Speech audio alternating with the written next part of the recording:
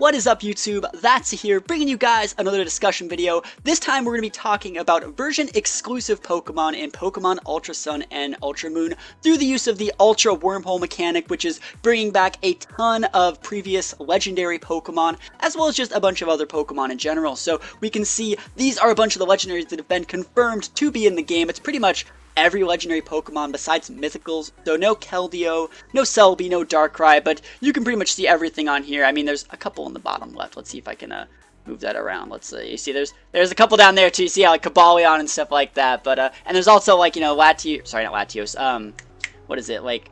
Xerneas, Yveltal, Zygarde, all that good stuff. So we got a ton of legendaries coming back, right? And we're going to be talking about, which version exclusive Pokemon are going to be in which game. Obviously, each game is not going to have every Pokemon. They like to split them up, so they incentivize players to buy both. So we're going to be talking about, from like a collector standpoint, from a competitor standpoint, what is the best game to get. So if you guys have any questions about what Pokemon are going to be in which game, leave those in the comments below. I hopefully answer all of them, but any that I miss, feel free to leave those in the comments below and I'll do my best. So the image we're going to be talking about here is going to be this one. It's showing a bunch of the Pokemon and like trainers that are going to be in each game. I don't know if this is official. I don't know anything about this. I just saw it on Twitter and it gave me the idea to make this video. So in this little image here, we can see a bunch of the legendary Pokemon, but as we can also see Pokemon like Sandslash and Ninetales. We can also see fossil Pokemon that are going to be in the game, and it's showing, hopefully, the correct version exclusive. We can also see a couple totem Pokemon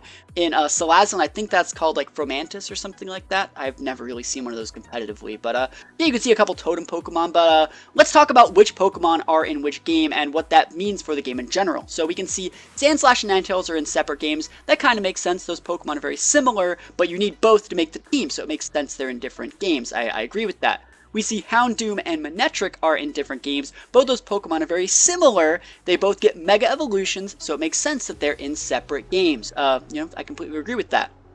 Up next, though, we see Entei is in Ultra Moon and Raikou is in Ultra Sun. So because one of those is in each game, we can generally assume that Suicune is going to be not a version exclusive. You can get Suicune in both games, but if you want to go a little bit deeper, you have to get Ultra Moon for Entei and Ultra Sun for Raikou.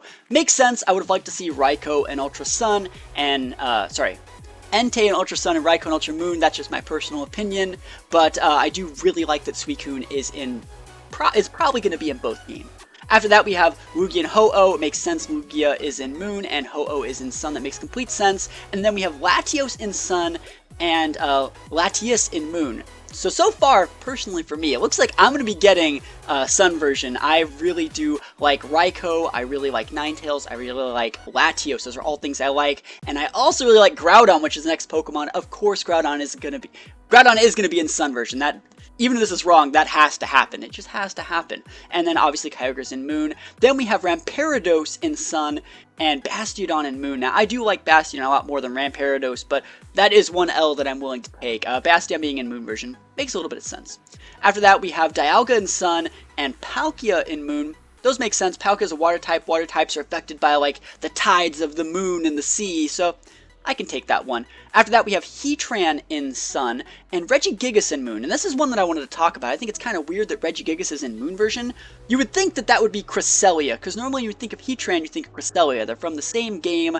They're both like alternate legendaries, kind of. And Cresselia is the Moon Pokemon. Maybe they just wanted to make Cresselia in both games, which I would definitely agree with, especially from a VGC 2017 standpoint. Putting Cresselia in both games would be amazing. And I do really like Regigigas. I'm actually going to try and use Regigigas next season, but it looks like it's another check in the Sun box for me. I think Heatran is going to be amazing, and you got to catch as many as you can if you want to win. So after that, we're going to see Whimsicott in the Sun, and Whimsicott is obviously a pretty good Pokemon. Lilligant's also a really good Pokemon, especially in Lilycole teams, but I don't know how competitive Lilycole teams are going to be in the 2018 format. So yep, another checkbox for Sun. After that, we have Archeops versus Tortuga. I like Archeops a lot more. Archeops is probably my second favorite fossil Pokemon. So it looks like Moon, if you like fossil Pokemon, Moon looks to me like it has the better fossil Pokemon. But other than that, looks like I think the better legendaries so far have at least been on Sun's side. After that, we have Braviary and Mandibuzz. I think Mandibuzz is a little bit better than Braviary.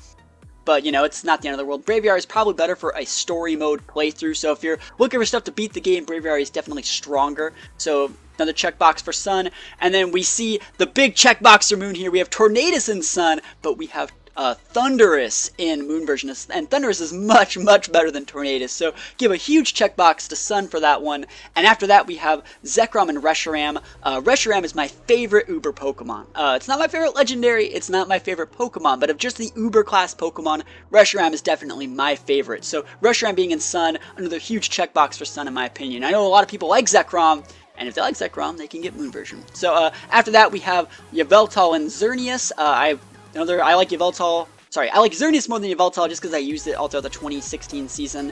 I might want to catch another one. I might want to play a little bit of VGC 2016 as a joke. So, yeah, give me a checkbox for that one on Sun. After that, we have Turtonator and Drampa. Now, I do like Drampa better, but it makes sense that Turtonator, the fire type, is in Sun, so that makes a lot of sense. And then Fomantis for Salazzle. We got to give a checkbox to Moon on this one. Salazzle's definitely cooler than Fomantis.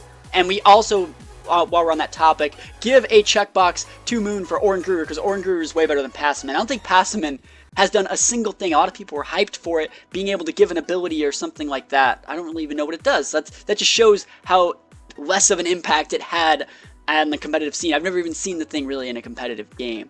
So after that, we see Moon version coming in hot at the very end with Pheromosa versus Buzzwole. I think Pheromosa is so much better than Buzzwole, but that's just my opinion. I'm a very aggressive player, so I'm going to give the checkbox to Moon version for the Pheromosa.